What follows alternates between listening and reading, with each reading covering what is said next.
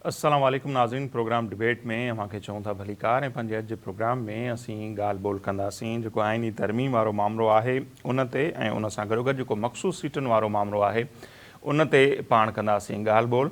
ऐं जेको आइनी तरमीम वारो मसइलो आहे उहा आइनी तरमीम अञा पार्लियामेंट में पेश ई न थी त उनखां पहिरियां उनखे सुप्रीम कोर्ट में चैलेंज कयो वियो ऐं सुप्रीम कोर्ट जेको आहे उन जेका दरख़्वास्त दाख़िल कराई वई हुई त पार्लियामेंट खे रोकियो वञे अहिड़ी कंहिं बि कानून साज़ी खां। सो उन ते एतिराज़ लॻाए उहा जेका दरख़्वास्त आहे उनखे रद्द करे छॾियो आहे ऐं सुप्रीम कोर्ट जो इहो मौक़िफ़ आहे जेका ख़बर हींअर ताईं अचे पई त 8 एतिराज़ उन्हनि लॻाया आहिनि ऐं सुप्रीम कोर्ट मौक़िफ़ इहो अख़्तियार कयो आहे त बिल जेको आहे उहो अञा पार्लियामेंट में पेश ई नाहे थियो। उन सां गॾोगॾु क़ौमी असेंबली हुजे या सेनेट उन जा जेके मेंबर आहिनि उन्हनि जो हक़ु आहे त हू कानून साज़ी कनि, कानून साज़ी का बि जेका आहे सा उहा थी सघे थी, बिल मंज़ूरु कराइनि ऐं पार्लियामेंट जा जेके मेंबर थियनि था उन्हनि खे धुर नथो बणाए सघिजे। इहो सुप्रीम कोर्ट जो मौक़िफ़ आहे। जंहिंखां पोइ आइनी तरमीम खे रोकण जे हवाले सां जेका दरख़्वास्त सुप्रीम कोर्ट में हुई उनखे रद्द कयो वियो आहे। गॾोगॾु इहो बि चयो वियो आहे त बार काउंसिल एक्ट तहत वकील जेके आहिनि से उहे धुर नथा बणी सघनि जेसिताईं उन्हनि खे बार काउंसिल जेका आहे उनजी इजाज़त न थी ॾिए। सो हिकिड़ो त पाण उन ते ॻाल्हि ॿोल कंदासीं त जेका हीअ कोशिशि थी पई सुप्रीम कोर्ट जे थ्रू इनखे रोकण जे हवाले सां उनखे अॼु त अदालत जेको आहे सो उन दरख़्वास्त खे रद्द कयो आहे। हाणे PTI अलॻि ऐलान कयो आहे त उहा सुप्रीम कोर्ट में वेंदी। सो उहा कहिड़ी प्ले खणी उते वञे थी ऐं उनखां पोइ सुप्रीम कोर्ट जो छा मौक़िफ़ आहे उन ते ॻाल्हाइबो।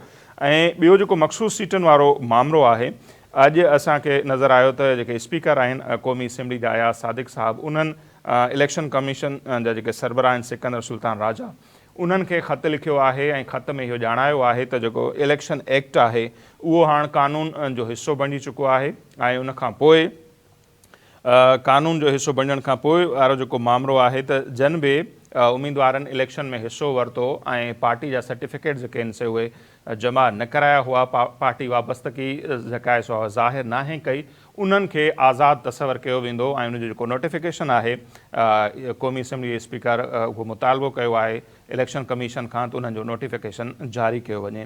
हिकिड़े पासे स्पीकर इहो ख़तु लिखियो आहे त ॿिए पासे वरी नून लीग बि जेका आहे मख़सूस सीटुनि जे हवाले सां डिमांड कई आहे ऐं नून लीग बि तक़रीबन साॻियो ई मौक़िफ़ अख़्तियार कयो आहे त पार्टी वाबस्तगी साबित न कंदड़नि खे आज़ादु तसवर कयो वञे ऐं गॾोगॾु उन्हनि इहो बि मौक़िफ़ अख़्तियार कयो आहे त जन हिकिड़ो भेरो कंहिं हिकिड़ी पार्टी में वाबस्तगी अख़्तियार कई या शमूलियत कई उहे हाणे ॿीहर आज़ादु तसवर थी या ॿी कंहिं पार्टी में नथा वञी सघनि। इहो मामिलो छा आहे उन ते पाण ॻाल्हि ॿोल कंदासीं ऐं मौजूदा सूरत हाल में उनजी तमामु घणी हिकिड़ी अहमियत बि आहे। गॾोगॾु फार्म 45 फार्म 47 जा बार बार अव्हां हवाला ॿुधा हूंदा, मौजूदा हुकूमत खे ताना ॿुधणा पवंदा हुआ।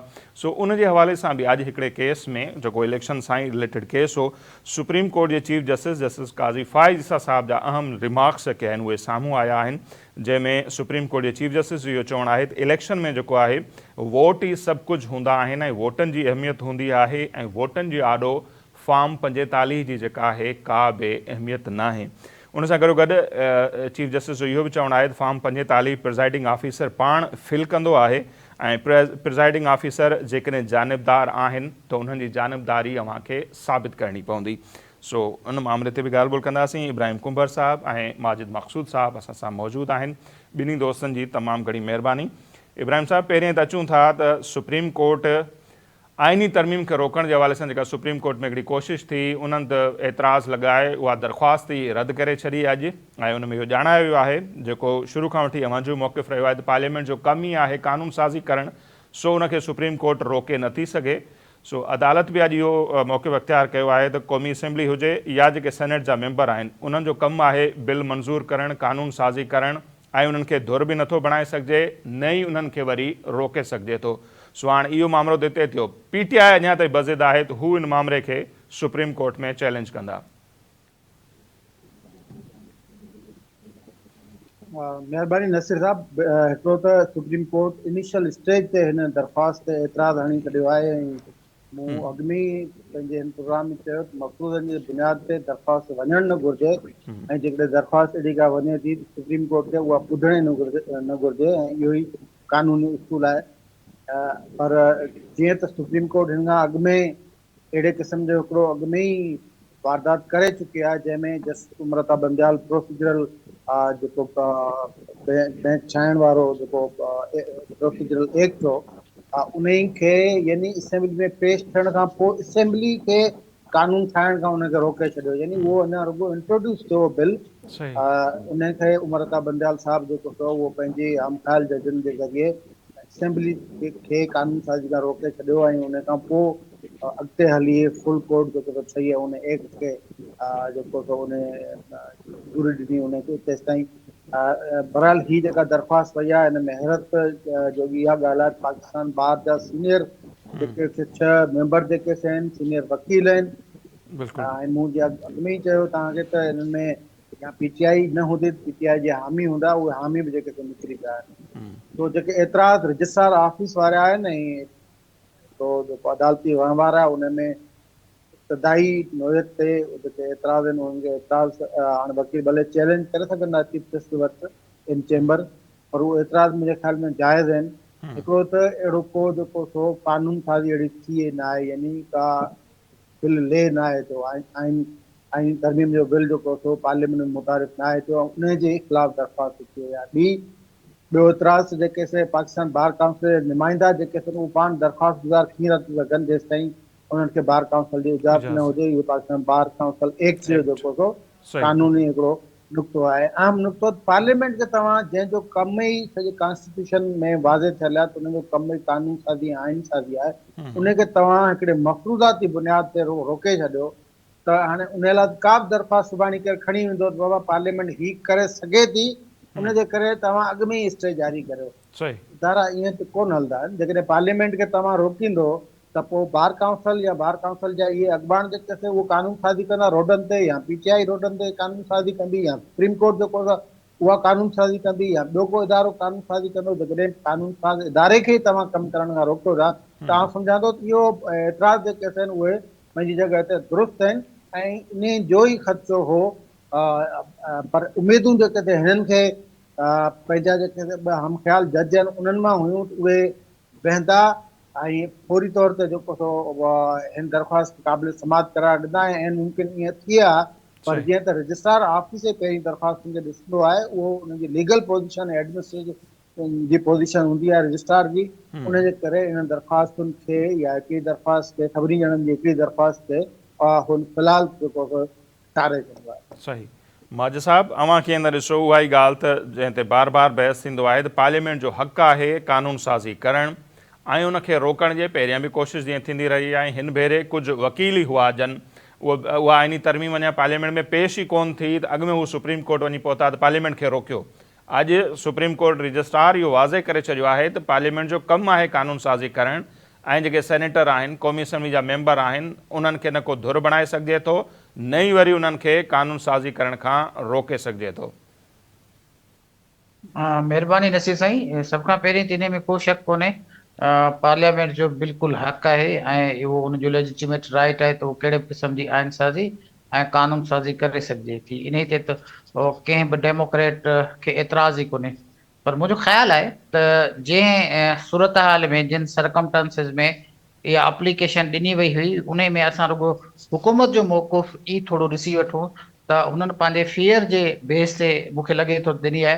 जेॾी महिल उन्हनि चयो पिया त राति ताईं असां कानून साज़ी करे वठंदासीं, या राति ताईं असां जेको आहे सो इहो बिल पास कराए छॾींदासीं, ऐं असांजे जेके आहिनि से उहे तव्हां ॾिठो ऐं ॿुधो, असां बि टीवी ते ॾिठो पए त जेका आहे सा पार्लियामेंट खुलियल हुई ऐं हुननि खे पहिरीं जेको आहे सो 11 बजे पोइ 12 बजे पोइ ॻाल्हि माजी साहब उहा न आहे पोइ राति जो कनि ॾींहं जो कनि सुबुह जो कनि, कमु त आहे न पार्लियामेंट जो। ॻाल्हि अचूं था हुन त कहिड़े टाइम ते कंदा, हाणे टाइम मैटर कोन थो करे। छा वाक़ई पार्लियामेंट कानून साज़ी नथी करे सघे? ॿियो सवाल इहो आहे त इन खां पोइ हाणे राह हमवार न थी वई आहे पार्लियामेंट जे लाइ, इहा जेका दरख़्वास्त रद्द थी आहे न, इहा त रद्द थी वञे। हाणे त हिन जी का हैसियत बि कान्हे, हाणे त हिन जी का हैसियत कान्हे। मां कंडीशन पियो ॿुधायां न, त उहे जेके कंडीशन हुयूं न उन्हनि में पीटीआई खे इहे फियर्स हुआ त भई ही अहिड़े क़िस्म जी का ज़बरदस्ती का लेजिस्लेशन कंदा जंहिंजे करे असां जेके आहियूं उहे डिप्राइव थी वेंदासीं ऐं असांजी जेका आहे सा उहा हैसियत ख़तमु थी वेंदी। सो इन फेयर जे करे उन्हनि उहा जेका आहे सा दरख़्वास्त ॾिनी हुई, जेका दरख़्वास्त जी हींअर का हैसियत कोन्हे, छो त हुकूमत उहो पंहिंजो टेबल ई कोन करे सघी, हुकूमत नाकाम वयली, तंहिंजे करे उनजी आउं सम्झां थो हींअर का हैसियत कान्हे। बाद में थी सघे थो जॾहिं हू पेश कनि वरी अहिड़ी का एप्लीकेशन हू ॾियनि, बाक़ी हींअर त हुनजी का हैसियत कान्हे। सही, मतिलबु हिकिड़ी इजाज़त ॼण त उन्हनि खे मिली वई। अच्छा, जॾहिं वरी अचूं इन ॻाल्हि ते त मख़सूस सीटनि वारो इब्राहिम साहब जेको मामिलो आहे, हाणे जेको इज़ाफ़ी नोट या वज़ाहती नोट आयो या छा, उनखां पोइ वरी इहो थियो त ॼण इहे सभु मेंबर हाणे PTI जा ई मेंबर लेखिया वेंदा ऐं सीटूं उन्हनि खे ॾिनियूं वञनि।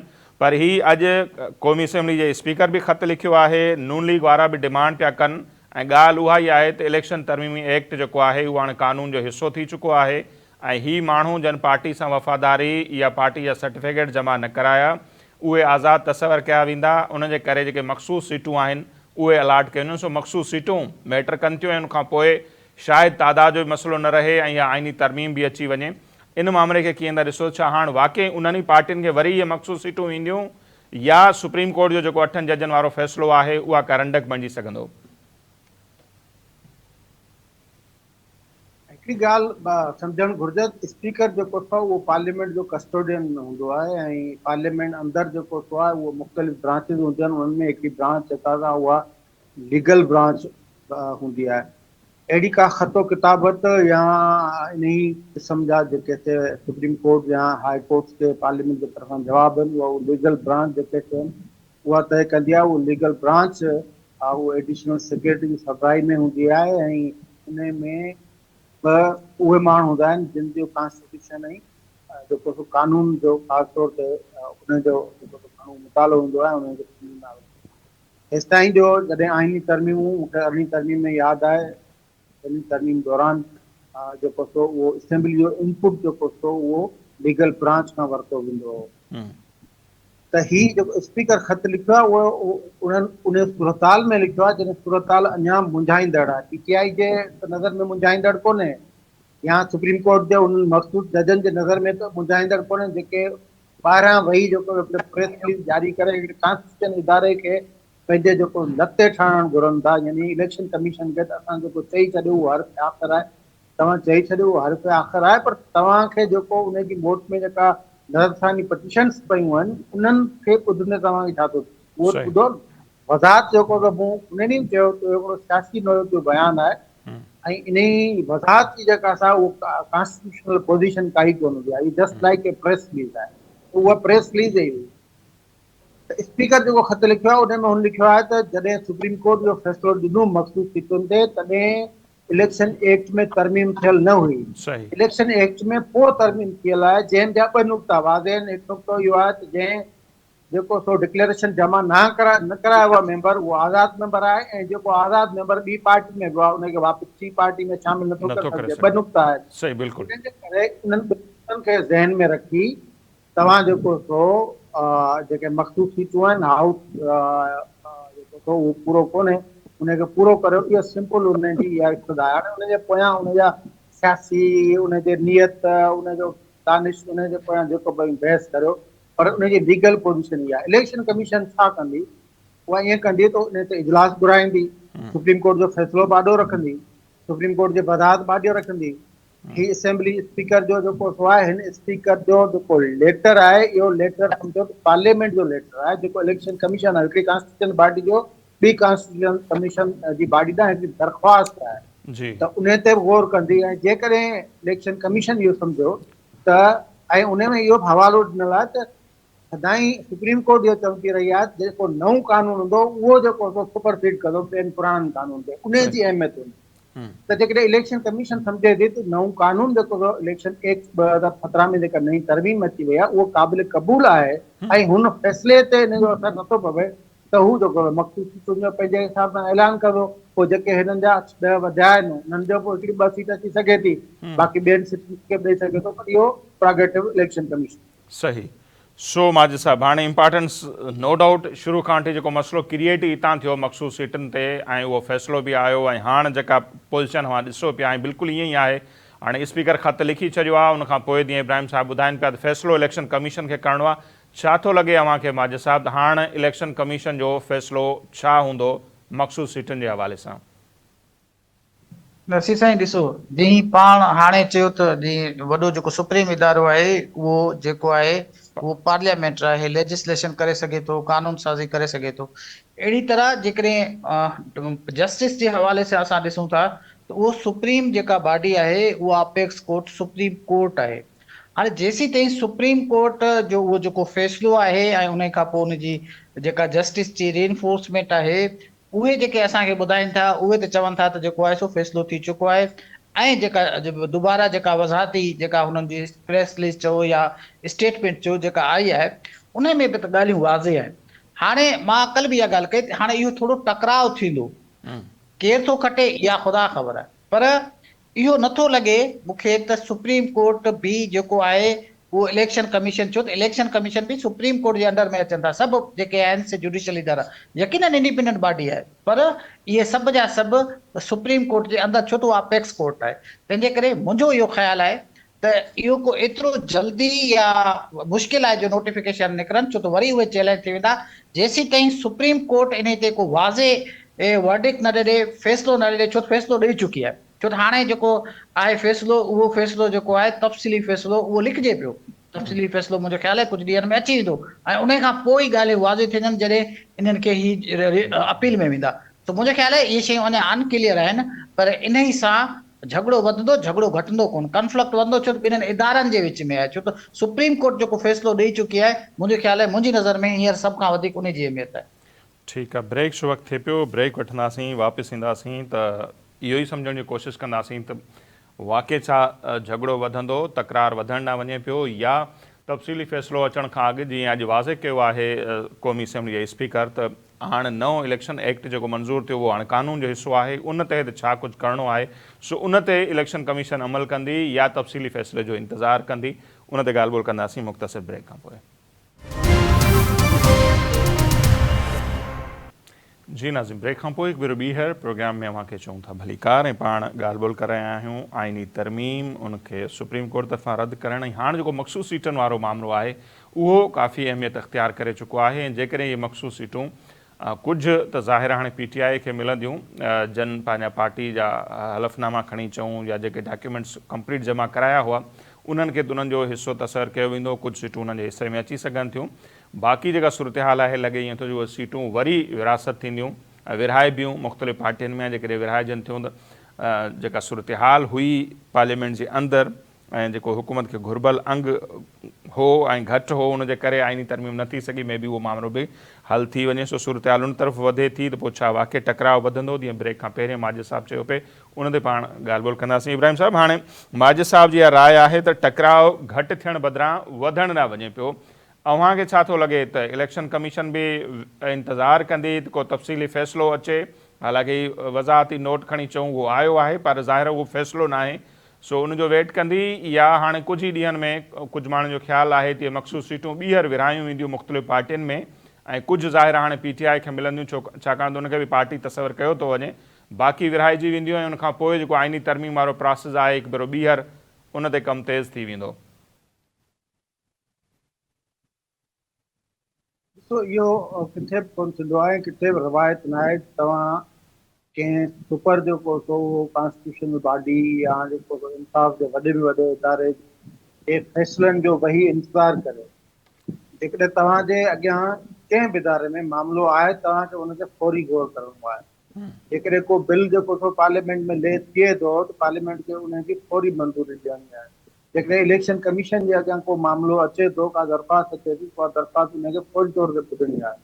जेको सुप्रीम कोर्ट हिकिड़ो मोतबर इदारो आहे जंहिंमें नज़रखानी दरख़्वास्तूं पयूं आहिनि ऐं उन्हनि में वज़ाहत घुरी वई आहे, इलेक्शन कमीशन बि वज़ाहत घुरी आहे, हू जेके माण्हू जिन खे बिना नोटिस जे पहिरें ॾींहं ते नाइल करे छॾियो सुप्रीम कोर्ट, मतिलबु इन खां वधीक उन्हनि जो बेसिक राइट हो, उन्हनि खे हिकिड़ी कॉन्स्टिट्यूशनल बॉडी जेको सो आहे उन नोटिफाई कयो हो बतौर MNA, उन्हनि खे उन्हनि जो मौक़ुफ़ ॿुधणु, उन्हनि जी पार्टियुनि जो मौक़ुफ़ ॿुधणु ऐं बिना कंहिं वज़ाहत वठण जे सुप्रीम कोर्ट पहिरें ॾींहुं उन्हनि खे जेको सो डी नोटिफाई करे छॾियो आहे, त उन्हनि सां जेका नाइंसाफ़ी थी आहे उहो किथे वेंदा।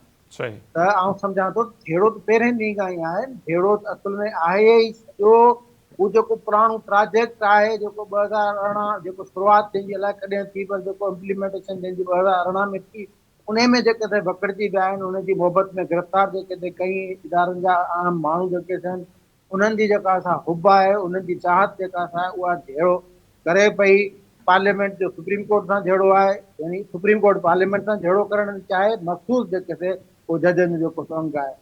इलेक्शन कमीशन खे दॿाइण थी चाहे, माना प्रेस रिलीजन जे ज़रिए हिकिड़ी कॉन्स्टिट्यूशनल बॉडी खे माना इहो इन हद ताईं दॿाइण जेको तव्हांजो जेको हुनजा ख़तरनाक संगीन क़िस्म जा नतीजा निकिरंदा, इहा ॿोली फैसलनि में ई कोन हूंदी आहे। प्रेस रिलीजन में जज वेठा अहिड़ी ॿोली ॻाल्हाइनि त इहो जहिड़ो पंहिंजी जॻह ते आहे, पर आउं सम्झां थो त हीअ जेका सिचुएशन जेका गड़बड़ थी वई आहे, जेका गॾु विचड़ थी वई आहे, उन में वरी बि जेको सो जेकॾहिं इलेक्शन कमीशन खे मञियो था त उन जो हिसोपति आहे इलेक्शन में या कॉन्स्टिट्यूशन में उनजे लाइ बि कुझु लिखियलु आहे, त पोइ उहो वरी बि जेको इलेक्शन कमीशन बग़ैर कंहिंजे इंतज़ारु करण जे, छाकाणि जो जेको कमु सुप्रीम कोर्ट खे अॼु खां 3 महीना अॻु में करणो हो नज़रसानी दरख़्वास्तुनि ते, उहो कमु करे छॾणु घुरिजे हा। उहो त नज़रसानी दरख़्वास्तूं छुटियूं, तफ़सीली फ़ैसिलो बि न आयो जंहिंमें का वज़ाहत मिले, उन्हनि जो रुॻो दिली तौर ते हुननि पंहिंजे तर्जमानी कई आहे हिकिड़े वज़ाहती बयान में। वज़ाहती बयानुनि सां इदारा न आहिनि हलंदा, त सम्झां थो त इंतज़ारु करण बदिरां इलेक्शन कमीशन हिन समूरी सूरताल खे ॾिसी ऐं समूरी जेका नई दरख़्वास्त स्पीकर जी दरख़्वास्त खे ॾिसी पंहिंजो जेको कमु आहे उहो ऐं जेकॾहिं हाणे मफ़रूज़े जे बुनियाद ते ॻाल्हायूं था, 1 या 2 ॾींहंनि जे अंदरि, जीअं 3 महीननि खां मां ॿुधायो पिया त बिल्कुलु नज़रसानी दरख़्वास्तुनि ते बि अमल न पियो थिए ऐं तफ़सीली फ़ैसिलो बि कोन आयो।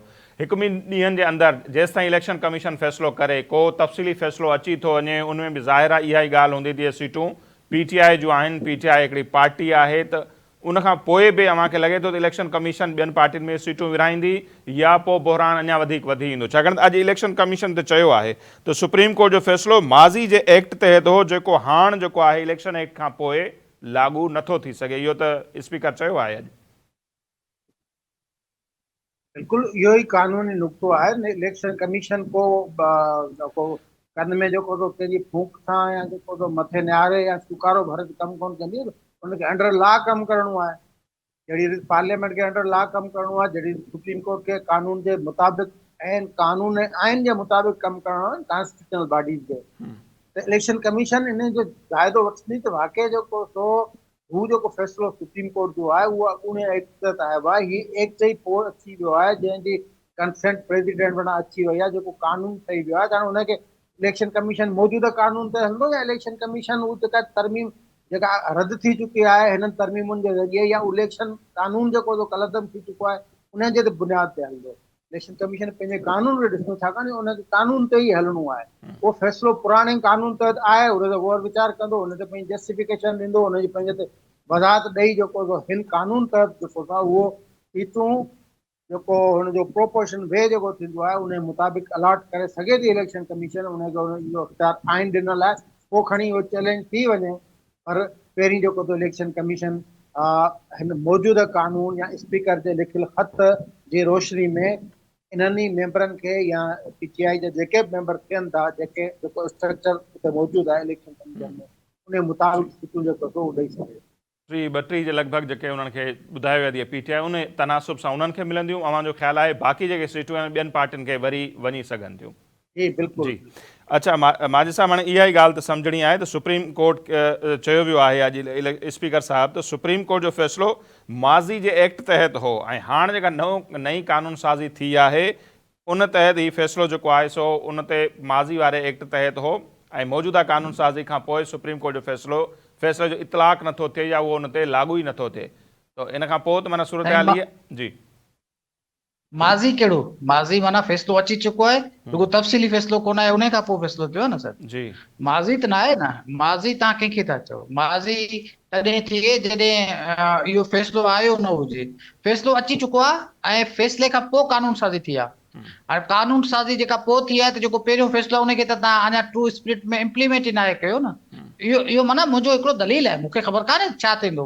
उन ते इहो थियो जो जन पंहिंजी पार्टी वफ़ादार चऊं या वाबस्तगी चऊं ज़ाहिर कई, उन्हनि खे डिक्लेयर कयो थो वञे जीअं PTI जा आहिनि। बाक़ी जेको तादाद आहे उन जी बि वज़ाहत थी न, उन जी बि त वज़ाहत थी वई न। उन जेके बि शयूं आहिनि उहे सुप्रीम कोर्ट पंहिंजे फ़ैसिले में, हाणे तफ़सीली फ़ैसिले में सभु ॻाल्हियूं ईंदियूं, पर हू चई चुकी त भई जेका PTI आहे उहा हिकु पार्टी आहे ऐं जेके बि मेंबर्स, जेके बि हुन में जेका ॿी हिननि जी जेका मौलियुनि वारी जमायत हुई, उन सुन्नी इत्तेहाद तहरीक हाणे उहे सभु जा सभु मेंबर जेके पीटीआई जा हुआ उहे हाणे उन जो पीटीआई जो हिसो थी विया त माना उन्हनि जी त फ़ैसिलो जेको आहे ॾाढो विव्ड क्लियर ऐं बिल्कुलु साफ़ आहे।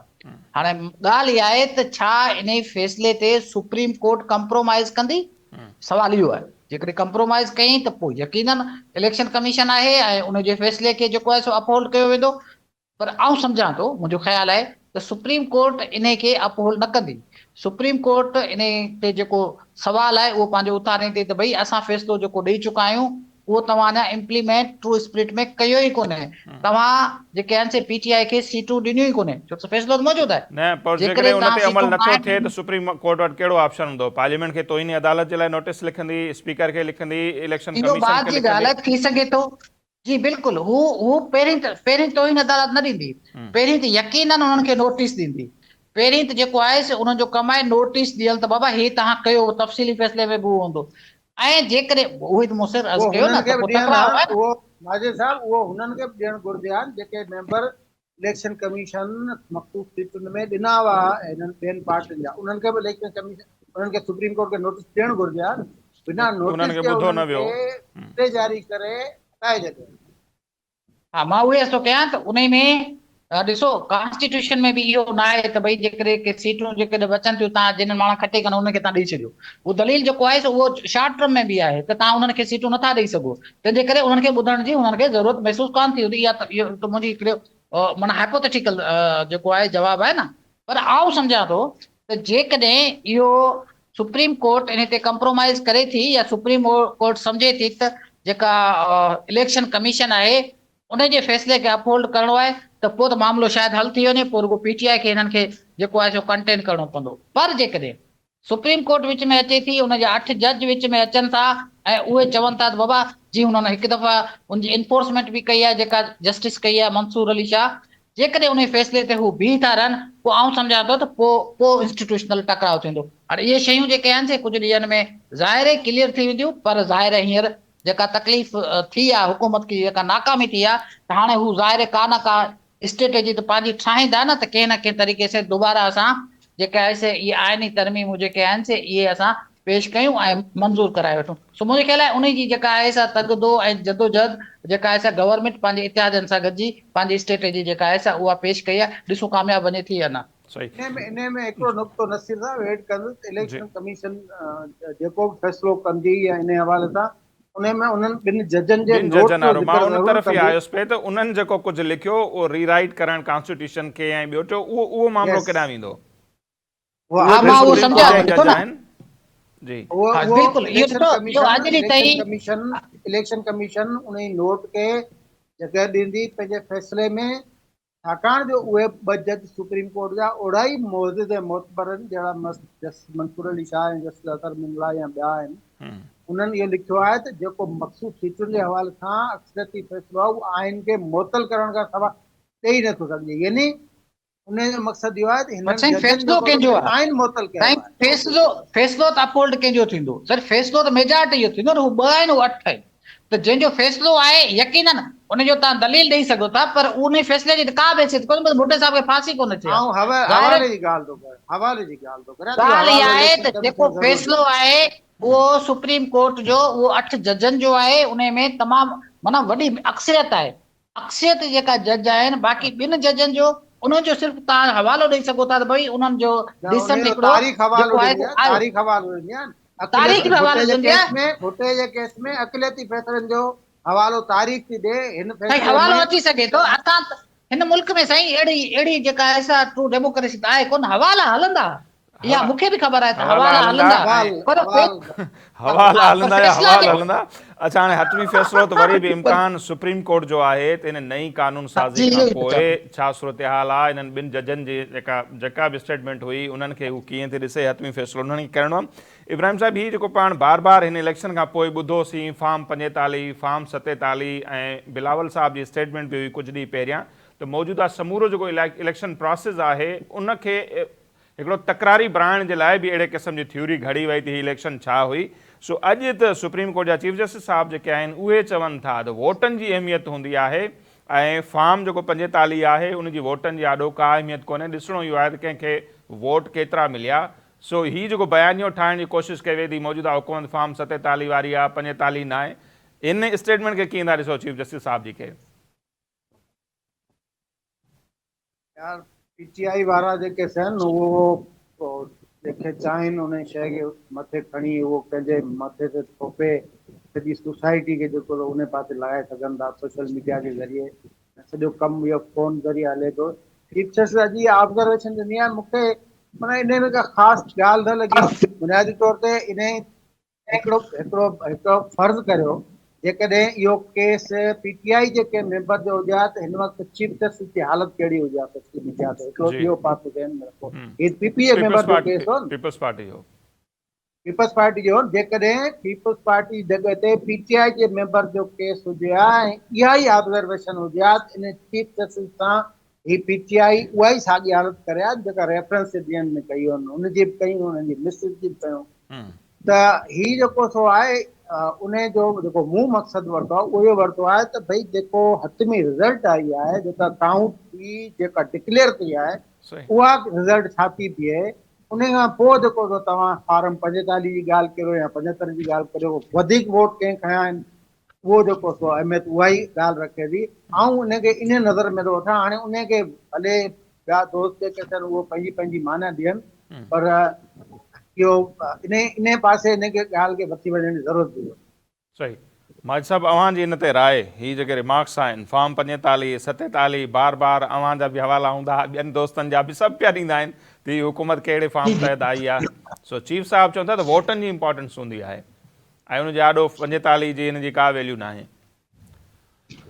ॾिसो नसीर साहब, हिकिड़ी ॻाल्हि असांखे सम्झणी पवंदी, ॾिसो हू हिकु इंडिविजुअल केस आहे, उन ई कॉन्टेस्ट में हुन ॻाल्हि कई आहे ऐं हुन बि इहा ॻाल्हि कई जेकॾहिं तव्हां कॾहिं इलेक्शन जी ड्यूटी ॾिनी हुजे त 45 नंबर जेको फॉर्म आहे उनजी कहिड़ी हैसियत हूंदी आहे। माना उन में जेको प्रिज़ाइडिंग ऑफिसर आहे उहो साइन कंदो आहे ऐं उन जी जेका कापी आहे उहा कैंडिडेट खे आख़िर में मिलंदी आहे। ठीकु आहे, हाणे थियण ईअं खपे त उहा जेका रिज़ल्ट आहे जेका तव्हांजी हिकिड़ी पोलिंग ते मिली, उहा सॼी जेका आहे कंसोलिडेट थी पोइ जेका आहे 47 फॉर्म जेको आहे सो उहो ठहंदो आहे।